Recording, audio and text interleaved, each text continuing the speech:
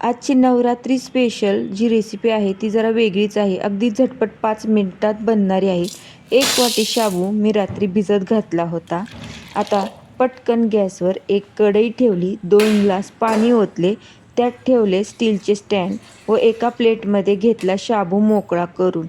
आता हा शाबू फक्त 2च मिनिट वाफलायला ठेवायचा आहे. शाबू वाफलते तोपर्यंत अर्धी वाटी भाजलेले शेंगदाणे ओबडधोबड क्रश करून घेतले. फोडणीच्या कढईत तेल गरम करून घेतलं. त्यात जिरे, 3 मिरच्या घातल्या. मिरच्या छान भाजल्या की थोडेसे ड्रायफ्रूट होते फ्रीजमध्ये ते घातले. मस्त फोडणी तयार केली. आता 2 मिनटं झाले आहेत तर शाबू ट्रान्सपरंट छान झाला आहे. काढून घेतला. एका प्लेटमध्ये 2 चमचे दही घातले. दही थोडेसे आंबट होते म्हणून थोडेसे दूध घातले व मिक्स केले. त्यात घातला साबुदाणा आणि मिक्स केला. त्यात घातले सिंधी लोण, क्रश केलेले शेंगदाण्याचा कूट, थोडेसे डाळिंब आणि वरून घातली छानपैकी मस्त फोडणी. अगदी 5च मिनिटात आपला साबुदाणा रायता इथे तयार झालेला आहे.